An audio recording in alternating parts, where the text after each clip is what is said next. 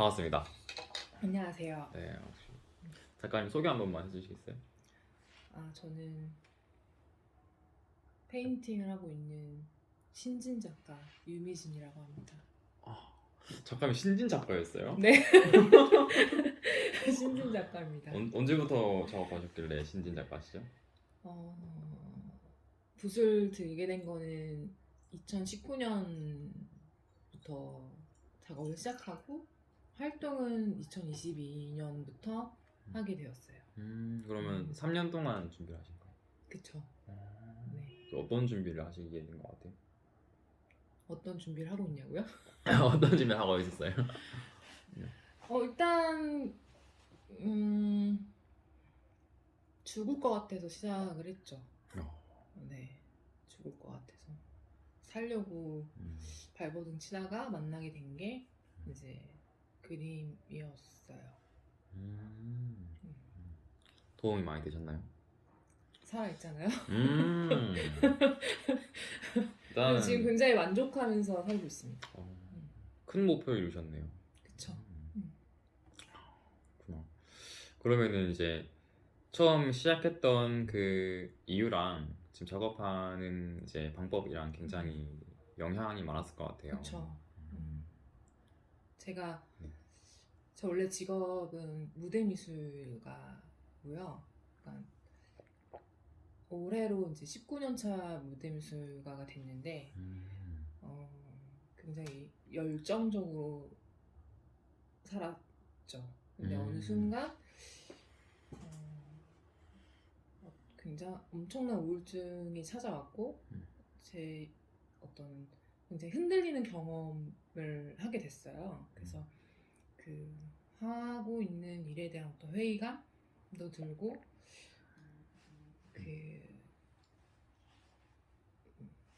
또 이 증상이, 그러니까 이 우울증이라는 이 증상이 나에게 어떤 메시지를 주는 건지에 대해서 되게 궁금했고, 그러니까 예를 들면 죽음 충동과 생애 충동이 충돌한 것 같아요. 네. 그 사건이 저에게 일어난 것 같아요. 그래서 어떤 이제 많은 질문들이 저에게 찾아왔는데, 왜 했지? 지금까지 왜 이걸 했지와에 대한 질문. 삶을 왜 살았지? 네. 그러니까 어떻게 보면은 굉장히 저에게 중요한 일이었어요. 그러니까 자기 증명의 어떤 차원에서 무대 미술가가. 근데 그리고 굉장히 사랑했어요. 근데 그 사랑이 끝나가려고 하는 그 느낌이, 그러니까 불씨가 사그러들고 이제 재만 남아 있는 느낌이었어요. 그러니까 그만큼 활활 타올랐던 것 같은데 다 타고 나서 이제 제가 남고 있는 그런 느낌이 제가 견딜 수 없이 힘들었던 것 같은데, 그러니까 굉장히 맹목적으로 달려왔던 것 같아요. 뭐 전차처럼. 근데 그 욕망이 있었기 때문에 제가 달려올 수 있었던 것 같은데, 그 욕망에 대한 어떤 의문이 들었던 거죠. 그 욕망의 본질이 무엇이었느냐, 왜 이렇게까지 달려갈 수 있었을, 그 기동이 무엇이었을까, 이런 질문들이 저에게 찾아오면서 엄청난 이제 무기력에 시달렸거든요. 그래서 이제 저를 좀 질문과 함께 저에 대한 어떤 탐구가 시작이 된 것 같고, 그러면서 이제 정신분석에 대한 것을 이제 접하게 됐어요. 그러니까 그 이유는 한 가지죠. 너무 내가 이해할 수 없는 현상들이었으니까 그거에 대해서 좀 알고 싶고 이해하고 싶어서 정신분석을 만나게 됐죠. 굉장히 매력적이었어요. 그래서 제가 이제 그 공부를 통해서 깨달은 사실은 이제 어떻게 존재할 것이냐라는 질문이었어요. 그러니까 지금 현재 우리가 살고 있는 세상은 가짜 욕망을 저에게 주거든요. 그러니까 공부 열심히 해서 좋은 대학 가고 좋은 직업을 가지면 좋은 사람과 결혼해서 아이 낳고 단란한 화목한 가정을 꾸리고 30평대 아파트로 이사가서 뭐 중형 세단 정도의 자동차를 몰고 그러다가 손주를 보고 여생을 마감하는 거, 이런 어떤 그 공식화된 어떤 행복의 조건들을 우리에게 주입시켰어요. 그래서 그 욕망을 따르도록 주입을 하고 있다라는 그 허상을 제가 좀 알게 된 것 같아요. 근데 제가 그렇게까지 따라간 건 아니었지만 어느 정도는 제가 그게 공식 룰처럼 나도 그럴 거야라는 어떤 그런 환상은 분명히 있었던 것 같은데, 근데 그런 것들이 와르르 이제 무너지는 어떤 경험이 있었는데, 그때 당시 너무 힘들었지만 지금 돌이켜서 보면 저에게 찾아와준 그 증상이 이제 축복이었던 거죠. 네, 왜냐면 제가 전환할 수 있었던 계기였으니까. 그래서 이제 어떻게 살 것이냐라는 그 질문에 제가 응답을 하기 위해서 나란 존재에 대해서 당연히 탐구할 수밖에 없었고, 근데 이제 제가 세상에서 가장 만족할 수 있는 삶, 뭐 혹은 행복해질 수 있는 삶은 무엇일까라고 봤을 때 그런 것 같아요. 그러니까 내가 좋아하는 거를 업으로 삼아서 그거를 많진 않지만 돈도 벌 수 있고 생활을 영위할 수 있으면 가장 이상적인 인간 아니었을까 이렇게 생각했거든요. 근데 그런 조건 하에서 저를 봤을 때 제가 그렇게 돈을 탐닉하는 것 같지 않아요. 그러니까 당연히 필요하죠. 왜냐면 자본주의 세상에서 당연히 필요한 거죠. 제가 삶을 영위하려면 하다못해 물가만 하더라도 돈이 필요하니까. 하지만 그게 저에게 어떤 만족이나 행복을 주는 것 같진 않아요. 어느 정도만 있으면 되는 것 같아요. 그러면 내가 가장 행복감을 느꼈을 때, 만족감을 느꼈을 때 상황들을 제가 이렇게 유추해 보니, 살아온 인생을 반추해 보니, 뭔가를 창조해내는 때 제가 엄청난 그 만족을 느끼더라고요. 쾌락을 느끼더라고요. 그래서 과거의 기억들을 이제 소환해 봤죠. 근데 이제 입시 미술 했을 때도 기억이 났고, 대학에 가서도 입시 미술에 대한 어떤 고정화된 그 병폐? 이것도 뼈저리게 느꼈었던 것도 생각이 났고 하면서 되게 두려웠어요. 사실은 무언가를 새로 시작하는 거에 대해서.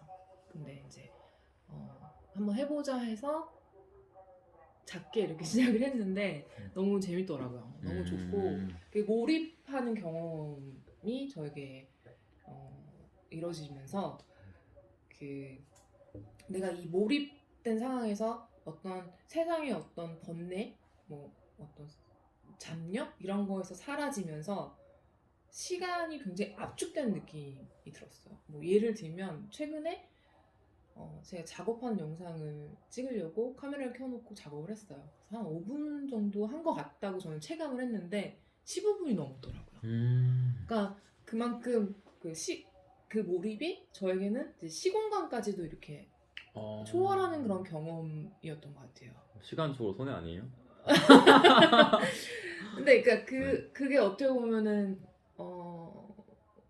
시간적으로는 손해지만 제가 체험상 저에게 강렬한 어떤 그 뭔가 마약을 한 것 같은 그런 건 거죠. 그리고 나서 최근에 계속 경험하게 되는 거는 작업을 하고 나서 때는 몰라요. 끝나고 나서 이제 자려고 누우면 삭신이 쑤시더라고요.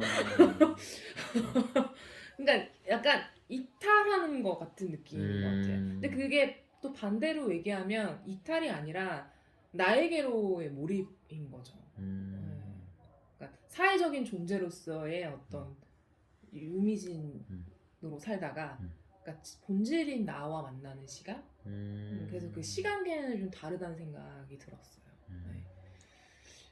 그래서 이제 시작을 해서 그 쾌감을 느꼈고, 그래서 약간 주객이 전도된 것처럼 지금의 직업은 그림을 그리기 위한 어떤 환경을 마련하기 위해서 영위하고 있는 거고, 저의 삶의 대부분은 이제 작업을 하는 거에 이제 많은 퍼센테이지가 할애되고 있죠.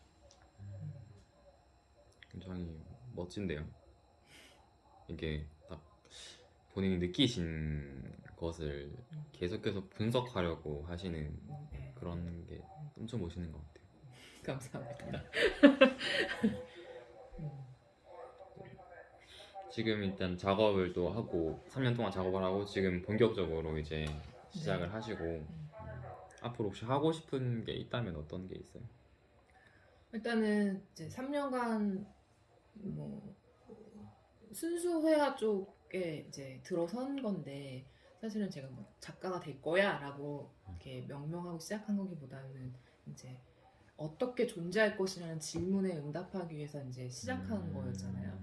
그래서 뭐 지금까지 했던 작업들을 보면 그런 어떤 내가 세상에 존재하면서 느꼈던 것들을 일종의 작업으로 풀었어요. 예를 들면 제가 어떤 무대 뮤지컬로서 이 역할로서 수행하는데 사회 안에서 이게 굉장히 부속처럼 다뤄졌던 어떤 그 느낌들 그런 것들은 이제 부속 시리즈로도 만들어보고 뭐 그리고 이제 결국은 이 하나의 존재가 생존하기 위해서 가장 필요한 거는 사람이었구나를 또 이제 깨달았고 결국은 왜 사냐는 질문에는 꼭 귀결이 사랑이더라고요. 그러니까 사랑을 위해서 모든 행동들이 이렇게 이어져 나가는 거라는 어떤 생각을 하게 돼서 그러니까 그 사랑이 종말된 세상에서 우리가 지금 살고 있다라는 이야기를 또 작업으로도 풀었었고 그러다 보니까 이제 좀 그렇게 다양한 시도를 하다가 이제 조금 더 타인과 소통할 수 있는 것들을 작업으로 하고 싶다는 생각이 들었어요. 그래서 그게 뭔지 지금 하나하나씩 이제 구현해 나가고 있는 중이에요. 네. 되게 계획적이시네요. 하다 보니 계획적으로 되는 것 같아요. 네. 보통 이제 그렇게 이게 이 다음 뭐 해야지라고 생각을 하기가 좀 힘들잖아요. 그런데 뭔가 그 긴 시간 동안 본인의 삶에 있어서 열심히 만들어 놓은 어떠한 이야기들, 살아온 그런 과정들이 아마 이후에 작업 활동을 하시는데 굉장히 좋은 소스가 되실 것 같아요. 네. 그러니까 좀 알게 됐던 거는, 그러니까 제가 3년간 작업을 하면서 느낀 거는 너무 개인적이고 너무 나의 이야기인 것 같다는 느낌이 들었거든요. 근데 결국은 우리 모두에게 통할 수 있는 이야기더라고요. 그러니까 뭐 도구가 부속 시리즈만 보더라도 우리는 어떤 사회 곳곳에서 어떤 가불관계 안에서 하나의 인간으로서의 존재가 아니라 그냥 부속처럼 도구처럼 다뤄지는 어떤 사회에 살고 있잖아요. 그러니까 이게 비단 나만의 이야기가 아니라 다양한 사람들의 이야기일 수 있다라는 것들을 알게 되면서 결국은 나의 정체성 가지고 나의 이야기를 하다 보면 소통의 매개체가 분명히 생길 것 같다라는 것도 확신이 든 것 같아요. 그렇구나. 그럼 앞으로 그 엄청 소중하게 생각하고 다루고 싶은 건 어떤 게 있어요? 일단 왜 해?라고 물어보면은 개인적으로는 이제 이건 나에게 살풀이야라고 하지만 일단 이 살풀이라는 이 효과를 살펴봤을 때 이걸 보는 사람에게도 살풀이가 됐으면 좋겠다라는 거 있었어요. 그러니까 이제 뭐 구체적으로 그러니까 우리는 고정된 사회에 살고 있어요. 고정관념의 사회에서. 근데 제가 하고 싶은 역할 그리고 제가 하려고 했던 것도 어떻게 보면은 그 고정관념을 하나씩 하나씩 균열을 내면서 깨나가고 싶다는 생각이거든요. 그러니까 예를 들면 저는 결혼을 꼭 해야 되는 줄 알았어요. 그렇게 생각하고 살았어요. 근데 그게 내 욕망이 아니라 그냥 옛날부터 가부장적으로 쭉 이어져 오던 어떤 고정관념에 내가 이게 내 생각인 줄 알고 살았더라고요. 근데 많이들 그럴 것 같아요. 그러니까 세상에서 살려면 이래야 돼. 이렇게 해야 행복한 삶이야. 이런 거. 근데 사실은 다 개별적인 거거든요. 어떤 사람은 결혼해서 정말 만족하고 행복하게 살 수 있지만 어떤 사람은 그 결혼이란 제도에 맞지 않는 사람이 있을 수 있거든요. 그러니까 그런 것처럼 어떤 고정관념을 계속 균열을 내는 작업을 하고 싶어서 그러니까 결론적으로는 제 작업은 최종적 이미지는 알 수 없는 이미지, 모호한 이미지, 설명되지 않는 이미지일 것 같아요. 네. 설명되지 않는 이미지를 네. 그림으로써 네. 고정관념을 네. 조금- 혼란에 빠뜨리는 거죠. 음. 네. 근데 많이들 예를 들면 추상화를 보면 뭔 이야기를 하고 있는 건지 저게 뭔지 되게 궁금해 하거든요. 네. 궁금하잖아요. 그래서 작가의 설명이 필요로 하고 큐레이터 설명이 필요로 하잖아요. 그러니까 이 모호한 거에 굉장히 익숙하지 않아요. 사람들은. 그래서 그 모호한 이미지를 계속 던져주면 그 모호함에 이제 익숙하지 않은 이미지에 어느 정도 균열을 줄 수 있을 것 같다는 어떤 생각에 실험을 하고 싶은 거죠. 그래서 알고 싶어하는 욕망이 일어날 수도 있고 누군가에게는 그리고 누군가에게는 그 최소한의 소스 설명으로도 뭔가 어떤 다른 생각을 할 수 있는 계기가 마련될 수도 있고 그런 작업을 하고 싶어요.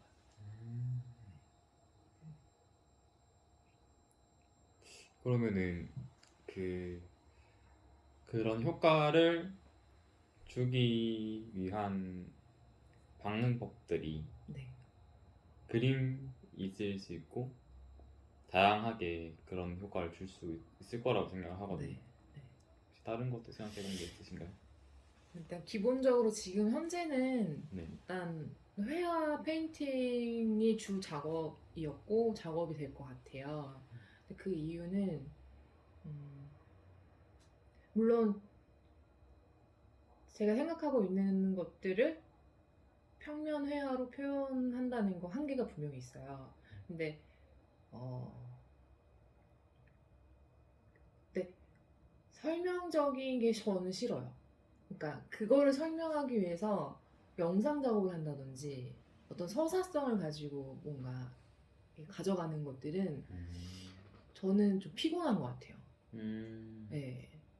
그리고 그러니까 그 우리의 감각, 오감이라고 하면은 그 뭐 눈, 코, 입, 귀, 뭐 촉감 이런 식의 그 오감의 어떤 쾌감을 주는 게 예술의 힘이라고 생각하거든요. 그러니까 미적 쾌감? 그게 뭐 불쾌가 될 수도 있지만 어쨌든 무언가의 작용을 일으키는 게 필요한 것 같은데 그게 저는 페인팅인 것 같아요. 하지만 이제 페인팅의 기본을 두고 플러스 이제 주제를 설명하기 위한 어떤 설치들이 도움은 될 수 있는데 그게 주가 되진 않을 것 같아요. 그렇구나. 음. 저는 작가님이 저한테 이제 그 전시 내용에서 간략하게 보내주신 게 있잖아요. 네. 저는 보고 천재가 아닐까? 저는 본 때까지 그러니까 그렇게 연출을 해서 의도가 바르게 전달될 것 같은 게 사실은 바로 나오는 경우가 잘 없었거든요. 처음 보내주신 거에 그런 게 나오는 경우가 잘 없었거든요. 알고 보니까 무대 연출 오래 하신 분이었구나. 네네네. 그래서 그랬군요. 굉장히 의문이었어요, 저는. 네. 어떻게 그렇게 잘 하실 수가 있지? 어떻게 그렇게 표현하자고 하는 거를 그렇게 할 수가 있지? 그래서 네. 무대 예술에서도 제가 좋아하는 거는 현대 무용을 굉장히 좋아해요. 그러니까 그 상상의 그러니까 상상의 폭을 굉장히 넓혀주잖아요. 해석 가능성을. 그래서 어떤 보는 이의 어떤 경험에 따라서 해석이 다양해지니까 그게 저는 좋은 예술인 것 같은데 그러니까 너무 설명적이거나 너무 이렇게 하는 거는 좀 촌스럽다는 생각을 하고 있어서 맞아요. 설명은 저 열심히 하겠습니다. 네. 그렇군요. 더 하시고 싶은 얘기 있으신가요? 아니 천재 아닐까라고 하셨는데 결과물이 좋아야 되는데 열심히 해보겠습니다. 근데 뭐 문제가 없으실 것 같아서 작가님 약간 마음이 놓입니다. 다행이야, 잘하시는 분이셨어. 감사합니다. 네, 너무 다행이라고 생각해요. 아니요, 그냥 고민은 그런 거죠. 네. 다들 작가님들이 그런 고민을 하실 것 같은데 저는 뭐 작품 활동을 뭐 오래 한 것도 아니고 물론 유사 계열에 있긴 했지만 네. 근데 그런 거죠. 이제 매체가 바뀐 거잖아요. 그 매체가 바뀌었을 때 그냥 작가를 지우고 그 작품만 봤을 때 작가가 연상되게 할 수 있는 나만의 어떤 시그니처적인 그런 거를 찾아야 되는데 그게 쉬운 일은 아니잖아요. 약간 그런 쪽에 계속 고민이 되죠. 저는 경쟁력이라고 생각하는 게 뭐냐면은 사실 그 사람을 그림 앞에 세우는 게 되게 힘들거든요. 뭐 그림 앞에 세워서 그 작품관에 들여다봐야겠지만 일단은 앞까지 나의 작품관까지 데려오는 게 되게 힘들어요. 근데 그게 그림만 있으면 진짜 힘들거든요. 근데 작가님은 그 씬을 디자인하실 줄 아시니까 이 사람 데려오는 힘이 더 강하다고 봐야 된다고 생각하거든요. 네. 그래서 이게 그런 부분이 지난 시간들이 굉장히 큰 경쟁력인 것 같아요.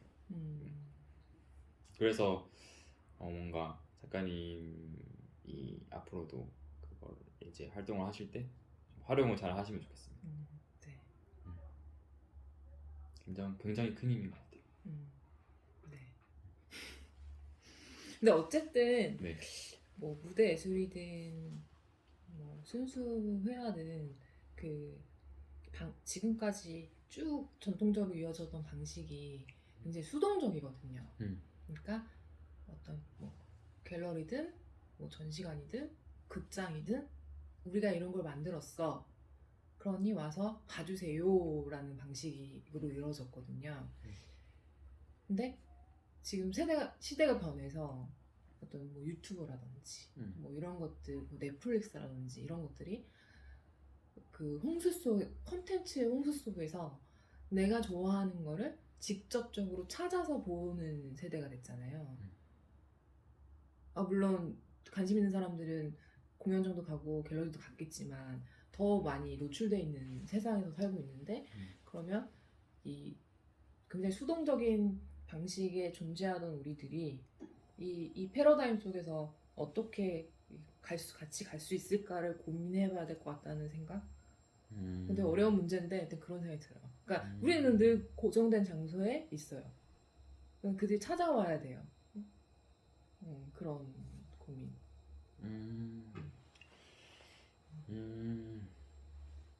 그러니까 제가 아무리 잘해도 누군가가 찾아와야 되는데 그 방식은 모르죠. 제일 잘하시는 것 같은데. 잘하실 것 같아요. 넷플릭스 미술관이 넷플릭스 들어갈 수 있을까요?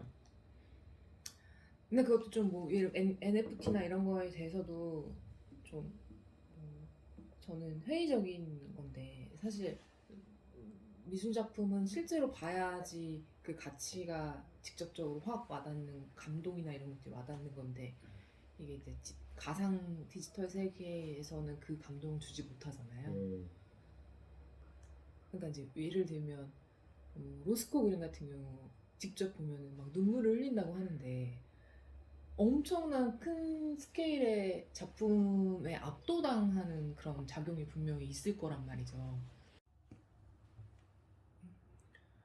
근데 이제 우리 이 조그마한 핸드폰에서 바라보는 그 작은 이미지로는 절대 얻어낼 수 없는 감동인 것 같아요. 그래서 그 NFT도 일종의 사기 아닌가 라는 생각을 하고 있죠. 그러니까 본질에서 벗어나는 것 같은 생각. 저는 그 NFT도 저도 별로 안 좋아하거든요.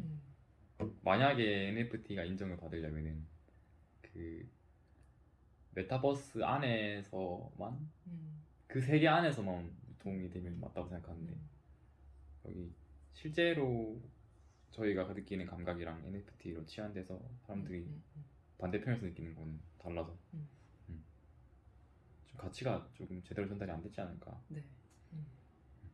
맞아요. 그러니까 분명히 세상이 변해도 바뀔 수 없는 거는 존재하는 것 같거든요. 근데 또 도태되면 안 되니까 거기 안에서 어떻게 생존할 수 있을까에 대한 고민은 늘 필요한 것 같아요. 맞습니다. 네. 생존. 잘하실 것 같아요. 감사합니다. 속지 마세요. 갑자기 저도 생각이 많으신데요. 네. 이런 거 좋아해요, 제가. 네. 막 화두를 던지는 거죠. 너 한번 생각해봐. 네. 이게 진짜 말이 되는 것 같아? 뭐 하면서. 그러면서 토론하고 막 이런 거 너무 좋아해요. 근데 그거를 이제 작품으로 하고 싶다는 생각이 드는 거죠. 너무 재밌는데요. 저 내일 모임 있는데 무슨 모임? 저희 그 작가들 모이는 날이거든요. 내일. 아쉽네요. 오늘로 할 걸.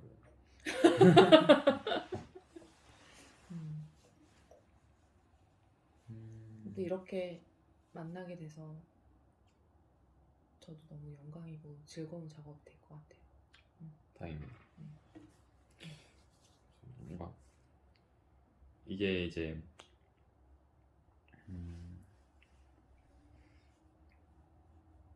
기대가 되네요.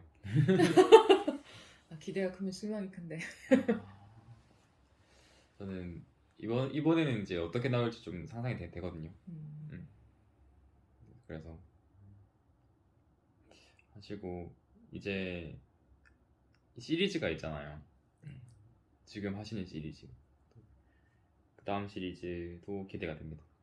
네. 그 다음 말씀 안 드렸던 게 있는데 그 다음 시리즈는 제가 창조해냈던 공간과 인물을 파괴하고 재창조하는 거를 하고 있어요. 네. 가령 예를 들면 제가 이제 무대 미술가의 정체성으로서 거의 인생의 절반을 그 정체성으로 산 거잖아요. 네, 수많은 인물과 공간을 이제 창조해냈는데 그들을 다시 불러내서 부수고 다시 만들어내는 그거를 하고 있어요. 이번 저희 직전에 했던 퍼포먼스가 그런 거였거든요. 훼손과 축복이라는 거였는데 그 이제 책상 위에 종이로 이제 피사체를 이렇게 만들어요. 만들고 그거를 다시 찢어. 뿌리를 꽃 날리고 다시 만들어. 이렇게 해서 반복을 하는 거였었는데 되게 흥미롭네요. 그러니까 어떻게 보면은 유사한 생각들을 많이들 하고 있어요. 그러니까 그런 쪽에 관심이 많이 가는 거죠. 근데 다 개별적이기 때문에 표현의 방식과 결과물은 다르게 나오는 이런 거 너무 재밌는 것 같아요. 맞아요. 네. 맞습니다. 그래서 막 예를 들면 뭐 1년 단위로 어떤 공통된 주제를 가지고 기획을 해서 다양한 작가들이 다르게 해석하는 거를 모음하는 것도 재밌을 것 같아요. 맞아요. 요즘에 제일 많이 하는 게 메타버스거든요. 가상세계 풀어내는 게 진짜 너무 다양해. 짜릿합니다.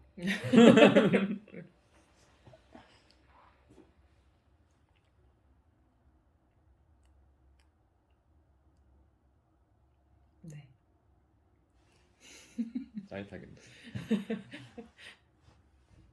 인터뷰는 여기까지 할까요? 네. 좋은 생각입니다. 네. 수고 많으셨어요. 감사합니다.